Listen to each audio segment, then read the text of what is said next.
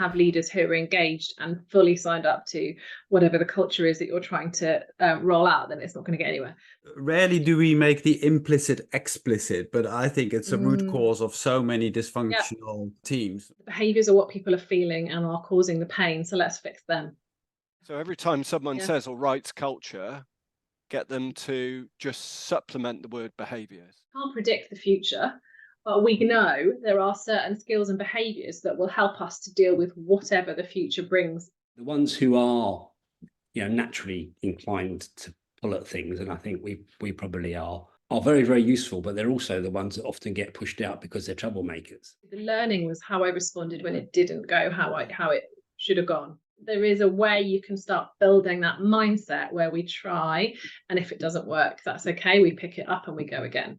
Context and behaviour are in this kind of symbiotic relationship. The only thing you don't do in times like this is go back to what you used to do, because that is never going to be the answer. Work with people, they're all adults, they can agree with each other with a little bit of help. Yes. What would work best for them? Or have expectations on communication remotely as well. So how often do we expect you to talk to us if you're not sat next to me in an office? Those are the things that in a high-performing team, people figure out for themselves, don't they? And understanding that not everyone thinks the same as you. Don't lead like it's 2019, lead like it's 2024.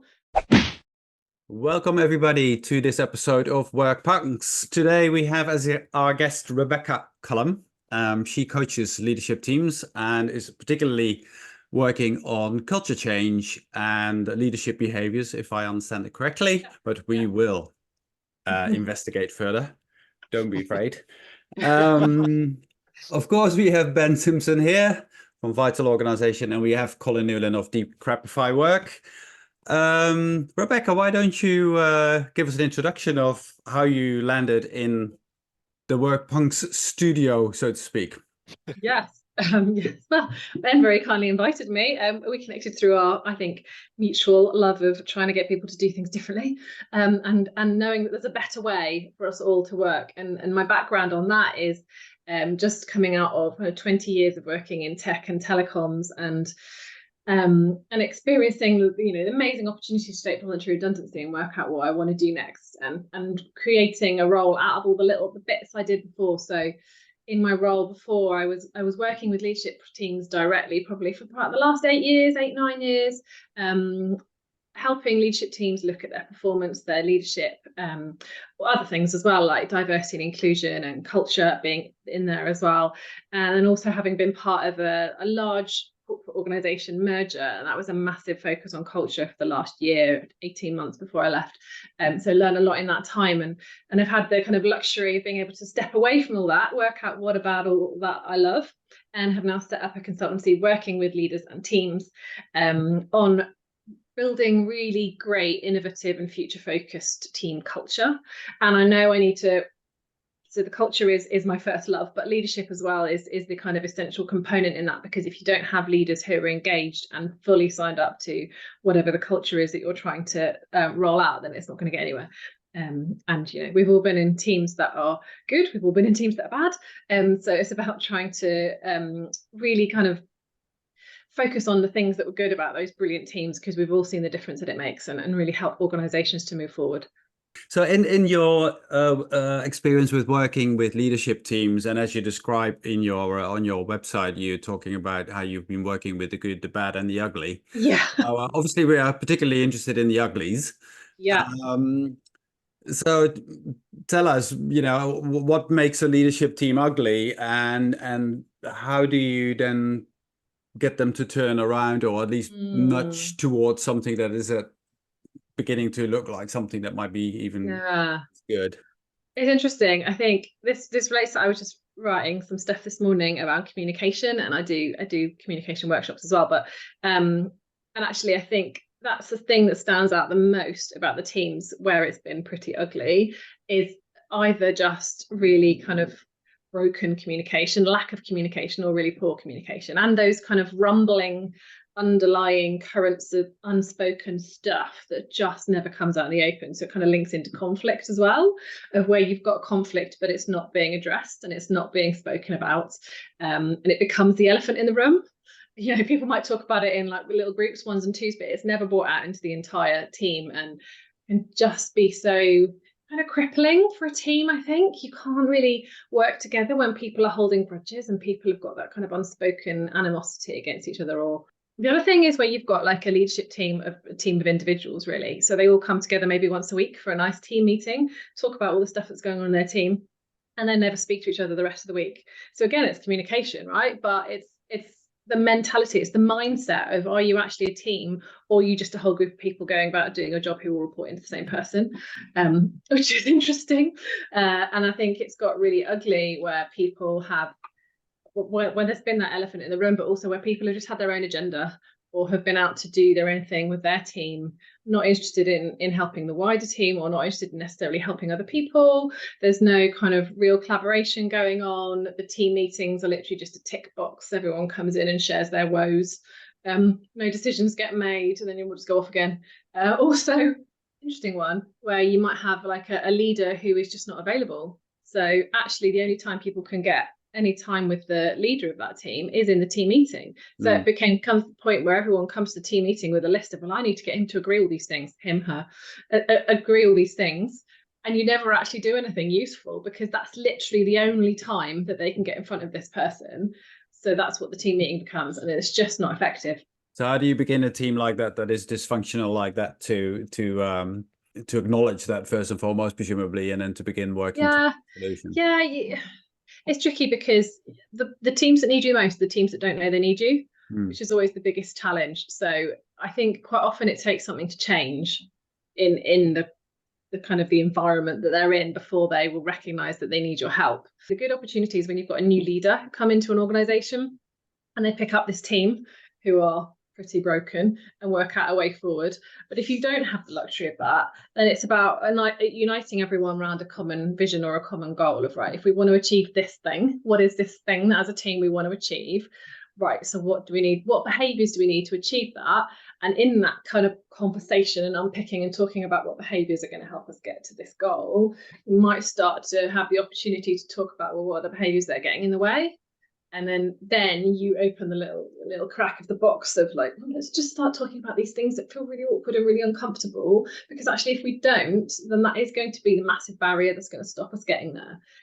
And Colin, do you think that leaders are able to change their behaviors like that? Because if I recall, you may have been in the past somewhat cynical with regards to leadership. I was thinking of a few other more dysfunctions of teams that I've come across. A couple that sprung to mind is where that situation you described, where they're not really a team, and where the person who's appointed them, who's should be in charge, is not actually policing bad behavior. So, and then then it spreads, because once one person gets away with doing his own thing, or going off piste, then they all start doing it. It just spreads absolutely. And the other one is that sort of, I suppose it's linked to the communication things, but that where people just fundamentally don't trust each other because they can't communicate, and they start, and I've had this, so they start projecting their often their weaknesses onto the other person, and they start reading stuff in that's not really going on, and that can get out of control. So that's quite a difficult one to deal with.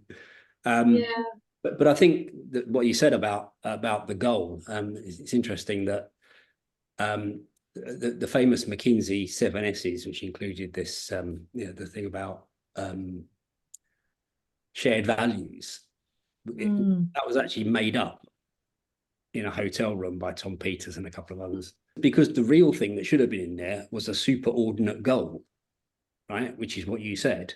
But of course, they thought, well, our consultants are never going to understand what a superordinate goal is, so we'll make it, it doesn't fit, you can't market that, it's not very sexy, so we'll make it shared values. But it is actually that something that gets people to go out of themselves that can get them then to look back at how they're behaving and say, oh, that's actually not, that's not really working. Yeah.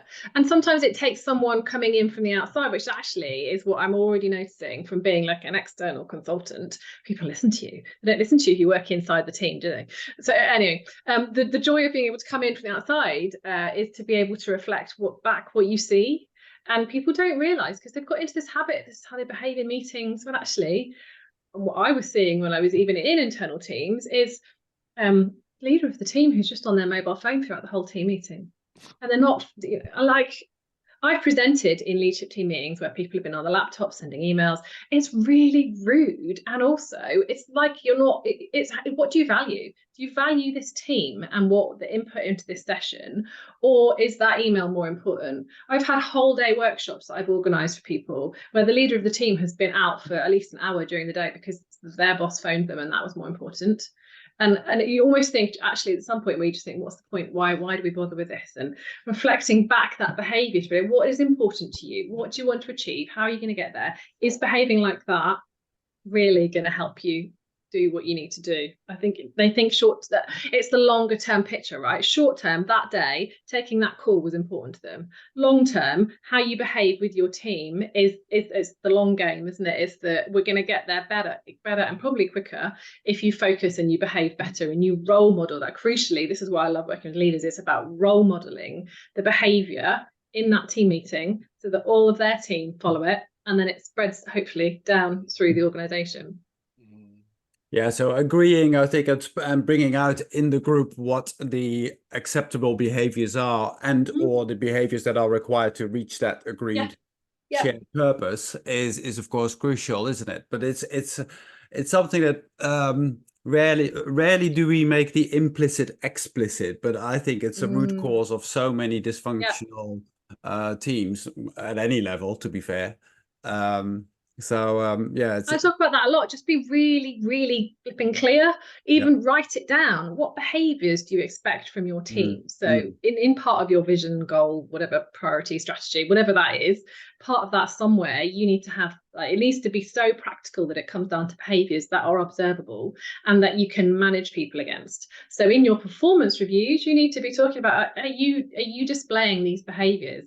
Because these are behaviours that we've identified are part of our future success. So they are measurable because you can see them in people, right? And it's more tangible than just values and purpose, which are all important, but you kind of need to get down to a granular level of, what does it mean to people? People understand behaviours when you start talking about them. And I think that's, for me, it feels like that's the missing link almost in the corporate world, a lot of actually talking about making it really real and practical, and the behaviours are what people are feeling and are causing the pain. So let's fix them.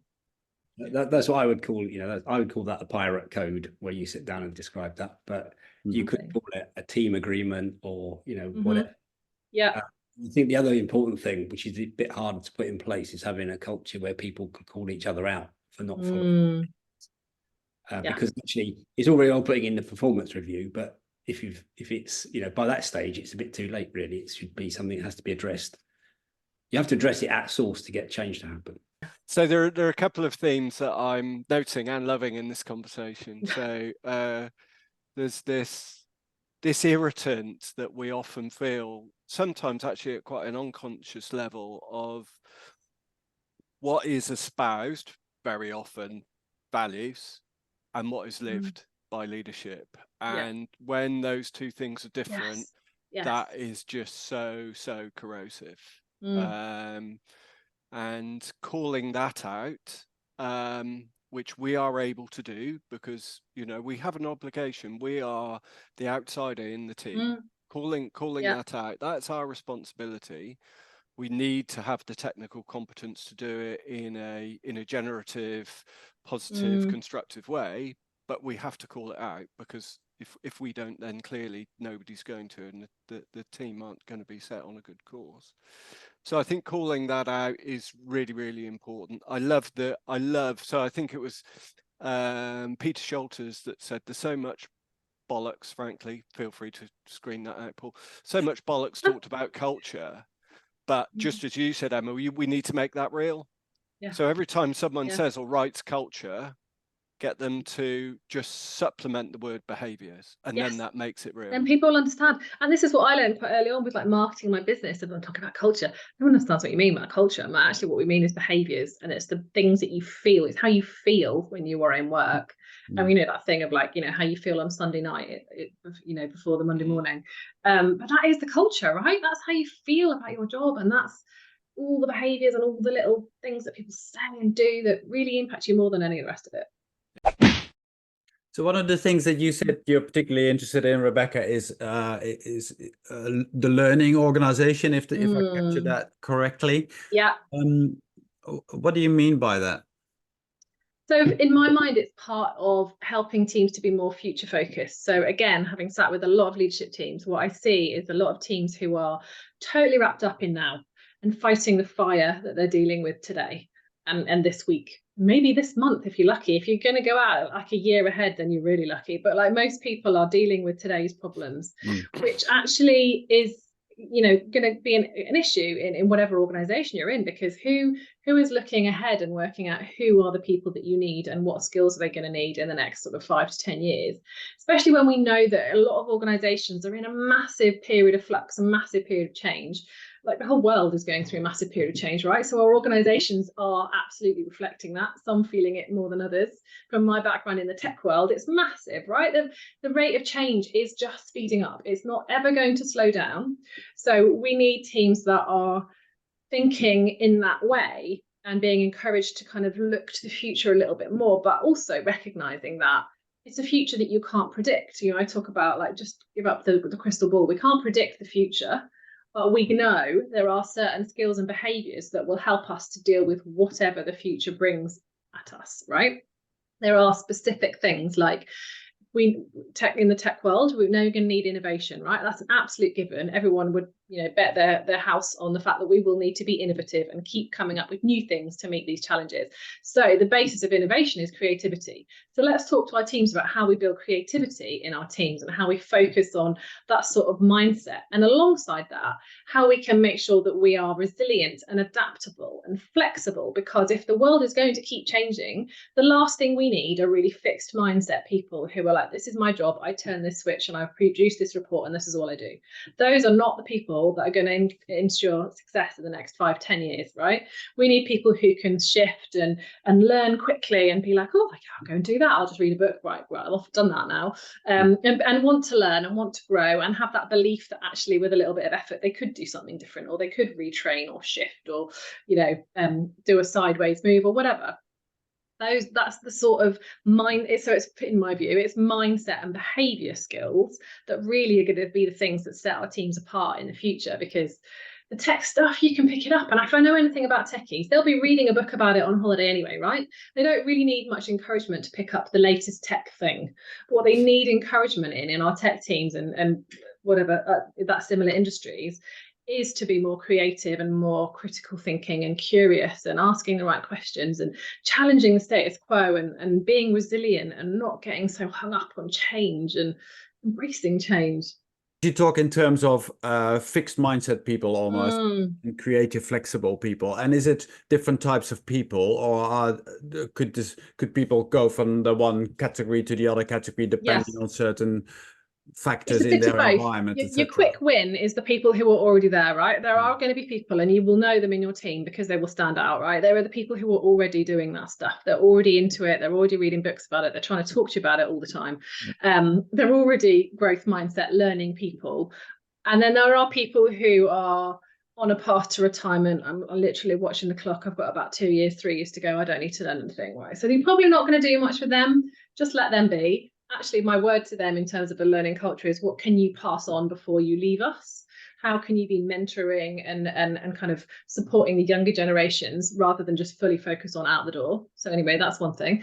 But there's loads of people in the middle who can easily be moved. So you kind of pick your battles, don't you, a little bit, but use the people who are already there to help you on that journey. They're your change agents, really, aren't they? They're the people who are already passionate about it. So rather than it just being Rebecca that's passionate about this, actually there's other people. Let's all get them in a little gang and start to help people to see what they're missing out on. I think there's a conflict here though between, and I'm not saying I know what the answer is, but you want people to be creative and flexible and adaptable, and you want to be one of the things that I think is important is becoming comfortable with uncertainty. Yeah. But on the other hand, and you'll know this in telecom, these organizations are hugely process driven. Yeah. You know, so I always, you know, I mean, I think my experience when I worked in BT was these challenger organizations would come along and get lots of assistance, and yet they would struggle because BT had a very efficient sausage machine that would keep making sausages faster and better than anybody else. And if you've ever dealt with a telecoms company, if you've got a problem that the process solves, it generally works pretty well. If you've got a problem that's slightly different to the process, then you just go into, you know, some Kafka-esque labyrinth of you know, it's going on for months. So there's a real conflict there, and that's, I think you'll find the ones who are, you know, naturally inclined to pull at things, and I think we probably are very, very useful, but they're also the ones that often get pushed out because they're troublemakers. And there's we're in the middle of this tension at the moment. And organizations need to embrace those troublemakers if they want to succeed, in my view. Absolutely. But they also need to let go of this you know, rigid, this fixation with having everything down as a process, and you know, which also encourages that mentality of, well, I just come in and I turn this handle and I go home. Which is the last thing you and that's true. I fully agree with you. I think that this whole process-driven organization that you end up with, and BT is of course not the only one in that respect. It's driven first and foremost because we want to be as efficient as we can, because that increases our profit, and we want to reduce risks as much as we can, because that's, you know, again, that increases profit, because, you know, if things don't go wrong, then it doesn't cost us to repair things, and politically it also doesn't cost us because we don't get our head chopped off. So being process driven is almost a natural instinct, I think, of most organizations, and has become over the years. To reverse that, or to certainly rethink that of course is quite challenging for most organizations. So and in my view, that needs to start at the top. You write somewhere on your website, Rebecca, that you embrace failure and you failed a lot, or you're a failure expert or something. I'll say I failed a lot. It's a bit hard, but yes. So how do you do that? How do you change as a leadership team from getting things streamlined, best practice, you know, uniform, whiz bang wallop, always, you know, first time right kind of culture, to actually, we don't have all the answers, we embrace difference, we empower people on the front line to find things out by experience, and we learn from our mistakes. I mean, these two are almost opposites, right? They are, and I absolutely see in the tech world, right, you're surrounded by an entire population of people who have made a career out of engineering out risk, right? That's their day job, that's what they do. And I also recognize that no one is ever probably going to embrace risk as much as I would like them to. There's probably a happy medium in there somewhere, where we create a world where there is space for people to be trying new things and trying things differently, and whether that's in a separate little, you know, practice network that's not connected to live, and we're not going to take down the entire mobile phone network for the country if someone does the wrong thing. You know, there's got to be more chance for people to play and test and try, and also so there's that, and embracing the risk of it might not always work first time. But secondly to that is the mindset and the culture around how do we respond to failure in this organization. And what I really like, I think it's Stephen Bartlett with one of his organizations. He's got like a director of failure or someone like that, and they are literally targeted to a certain number of failures a month, or whatever the period of time is, a quarter, or a year, whatever. And I really like that, because actually if you're not failing, you're not trying.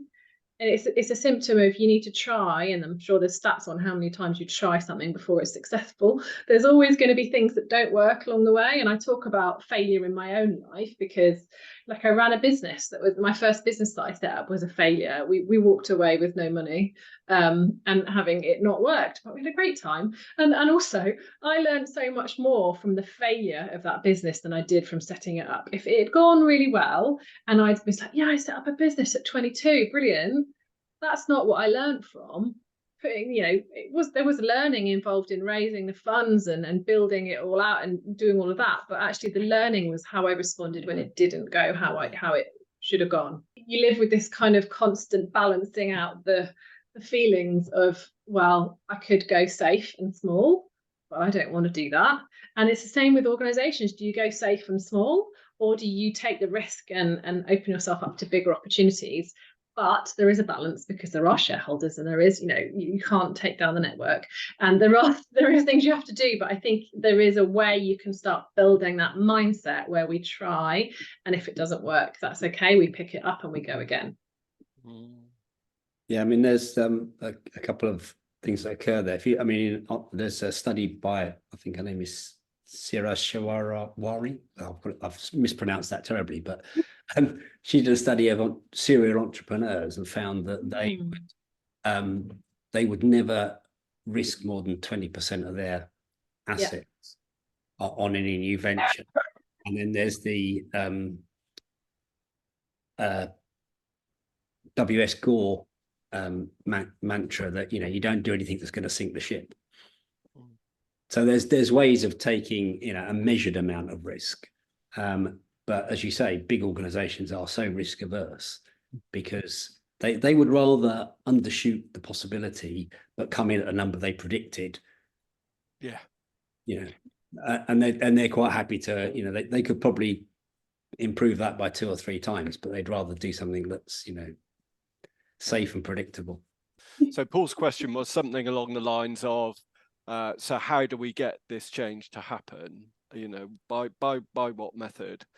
And something that Paul says very often is context is everything.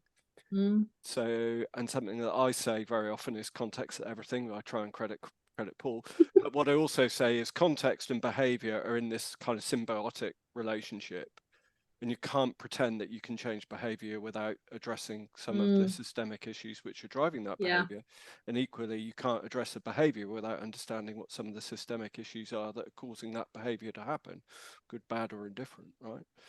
So one of the things that we like to do with top teams and managers at any level really is to get them to be conscious about the questions that they ask. And to make that easy for them, we just offer them 2 buckets. We label those buckets maintenance questions and development questions. So the maintenance questions are those things that should address the activity that are repeatable, cyclable. This is us turning the handle of the sausage machine, getting the value out the door, right? It's dealing with our suppliers, working on the process, getting the value out the door. And those tend to be repeatable, cyclical, short interval, short-term things. So, and that is the focus of the majority of unconscious leaders' questions. It's all about, are you going to make your numbers this month?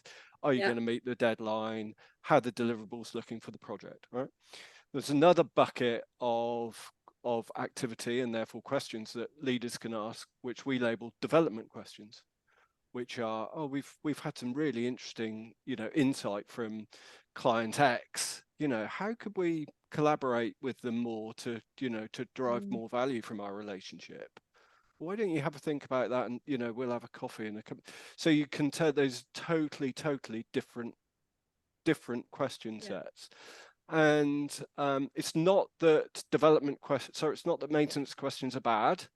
We need that, but being conscious of the ratio, and when things are going well and the work is out the door and it's looking like the performance is within the corridor of expectation, then every one of us should be asking more questions about the development side of things. And I think what we were describing earlier is that, our default is towards, exploiting what we've got wringing the last bit of efficiency out of process and not looking to exploit, which is the development stuff. Yeah. So for us, just getting leaders just to be conscious and start giving each other feedback as peers in terms of, oh, this conversation's sounded pretty maintenance-y to me. So what are we going to do that we're going to, you know, that we're going to be proud of in 12 or 18 months? One of the things that you're also particularly interested in, we understand, is the world of flexible working, future-focused working. What have you come across in your work? What are organizations struggling with, and what kind of help do they need in that? Just like before we get into that, I think what excites me about this conversation around ways of working and the hybrid discussion is actually the possibilities, and the fact that we're talking about doing something very differently. We're taking something that was so the norm. We are all in the office Monday to Friday, 9 to 5. No one questioned it. That's just how it is. Obviously, COVID blew that out of the water. Suddenly we realised we could work quite happily not doing that, and things changed. And we are, I think, still probably quite near the start of this journey of working out what might our working lives look like if we don't do that thing that we always just assumed we had to do. And I'm excited by organisations who are trying to do different things differently. So people who are remote, fully remote organisations really intrigued me. And how do you make that work? But also organisations that are looking at a 4-day week, all of that stuff. It's like, yeah, brilliant. Let's try new things. Because what really frustrates me about the conversation is the companies and all the stuff you see in the news, but we're getting everyone back in the office again.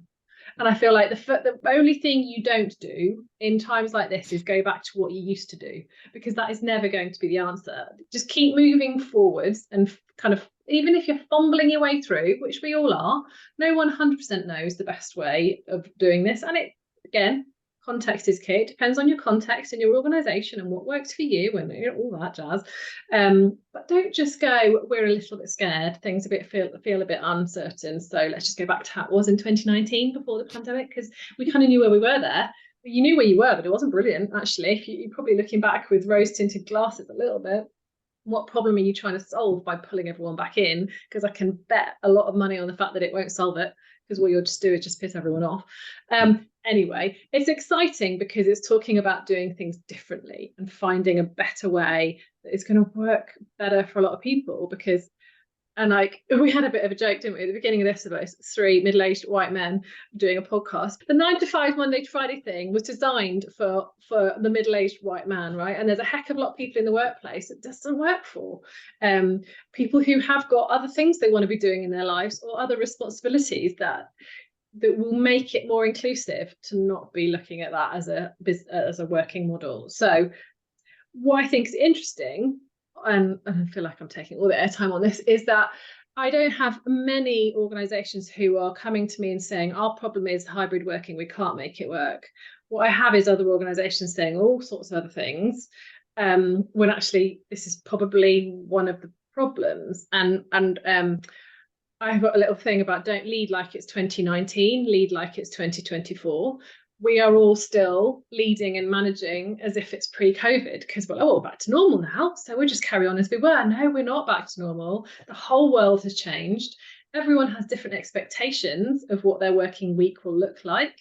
So you can't just manage like it's pre-COVID times. We need to find a new model of management and a more deliberate way of leading teams when you're not all together all the time. And what we forget as well is when we all did go remote in 2020, the organisation I was in at the time, there was a lot more deliberate stuff going on to have touch points with teams and to check-ins and things you could dial into for a quiz, or just and lots of like extra team meetings put in to check everyone was all right. There was a lot of deliberate things going on that as soon as we went back to normal, that's all gone. And now we're expected to, everything should be fine. But well, actually, if we're not all together face to face next to each other in a room all the time, maybe some of those deliberate things need to come back in again to make it work. I think there's a lot where we can make hybrid work. We shouldn't lose this amazing opportunity that we've got to find a better way of working, but we need to be much more deliberate about the way we do that and how we lead our teams. Yeah, and maybe some of those deliberate things would have been a good idea before we were. Probably. the amount of innovation that came out of the whole COVID scenario is massive, right? Suddenly we found totally different ways of doing things that we could never imagined. I know it's a forced scenario, but it probably sped us up on this journey like quite considerably that we would have maybe got to eventually, but not as quickly as we did. Suddenly we're using all this technology that who knew we already had. Like, you know, who knew that Zoom already existed before 2020? I don't think I did. We had all these things available to us that we weren't using, and that's still the case. I sit with teams all the time who've got access to Microsoft Teams, but don't use half the apps that are part of it. Even little basic things like polls, right? How many people actually bother to use them in a meeting when you could speed up the pace of your meeting massively by throwing a few of them in every now and again to check if everyone's awake, and also to, you know, just speed up the conversation. There's so many little tiny things you could do that would just help you to engage better. And back to the expectations thing, if you're going to have expectations on behaviour, have expectations on communication remotely as well. So how often do we expect you to talk to us if you're not sat next to me in an office? Like if I had a team now, I'd be absolutely mandating virtual coffee update, like catch ups with people in the team, as in those two people have to get together, you know, once a week and have a virtual coffee, and the sorts of things that would happen maybe a bit more organically in the office. Just force it for a bit until it becomes natural, because it will eventually, but you might have to force it for a little bit, this new way of behaving, a new way of doing things, before people think, oh, actually maybe there's something in it. Yeah, and I do think that it's important to again, don't fall into the trap of trying to find. We talked about processes before. You know, processify this as well, and try to define a policy for the company that everybody needs to adhere to, whether it's so many days back in the office and so many days remote, or whether to use this tool or not that tool, or have these check-ins or those check-ins. No, work with people. They're all adults. They can agree with each other with a little bit of help what would work best for them, or at least what they want to try out, whether it works best for them, so that they can so that they really take ownership of it, right? I want to make it work, rather than, oh well, you know, so and so says that we have to have a coffee at 11 o'clock on Thursday morning. And I'm and not actually trying to tell people what to do, but yeah, I know. But the key in there is try different things. If you're kind of, if I was in there as a consultant, I'd maybe suggest a whole lot of stuff. So there's all these different things you can try. Commit to trying some of them and see what works for you and your team. And crucially, have a conversation with your team to find out what they want and what they need. Some people will want to be in the office. Brilliant, bring them in. Some people have got other commitments and need to be in less, but so find a happy medium, and crucially agree what you're going to use the office for. So if you're going to ask people to come in, don't ask them to come in on a day and they've just got loads of Teams calls and they're going to be annoyed because they want a quiet space because they've got, like, literally my brother, right, has been told they've got to be in the office 3 days a week. And he'll go in, his team are in Edinburgh, he lives in London, so he's going in the office because he's got to be in the office, but he's on Teams calls with the Edinburgh team all day. Utter madness. Like, that is ridiculous. Let's stop being stupid about it and be more deliberate. My view is you bring people in the office to be social, to, you know, do things that you do better in person. So that's being creative, innovative, collaborative, all those sorts of brainstorming sessions when you've got to talk about strategy or goals or whatever, that sort of stuff. Better in person, and bring them in just specifically for social stuff as well, because there's benefit in that. Don't just bring them in to have a day of work, because we all know we can do that better at home, to be honest. I think it's also a missed opportunity in terms of bringing in, starting to change the culture in the organization a little bit. We talked about learning organizations and how it's not easy to move from one type of culture to another. But if you can avoid that dictating of, okay, so now we're going to all turn left, and actually, you know, encourage parts of the organization to figure out what works for them best. And that's a good sort of training and experimenting ground for subsequently extrapolated to the further working responsibilities. Absolutely. Yeah. You were saying about, you know, there's an opportunity here to have a more individualized approach to people. So some people have started to introduce sort of, everybody in the team will write down the ways they prefer to be communicated with. Because, you know, we want a more diverse workplace, but, you know, dragging everybody else into the office, you know, is not going to suit at least people there, if not more. And we have the opportunity now to sort of fine tune these things. And those are the things that in a high performing team, people figure out for themselves, don't they? They figure out how to talk to each other. Yeah. They figure out, if I go and talk to Pete, then I need to spend 5 minutes asking him how his weekend was before I can get down to it. Oh, yeah, it's so true. I go and talk to Jeff and I ask him anything personal, he's going to go and hide. So I just need to just get straight into it. Yeah. Yeah, or actually, he'd much prefer if I send him a long email that he can read. Actually being explicit, and it's what you were saying earlier about being deliberate about how you do things, having deliberate conversations about how we want to work, what our preferences are, and then negotiating a happy medium, as well as giving you a better outcome. That does a lot of the heavy lifting in terms of building cohesion and relationships and understanding.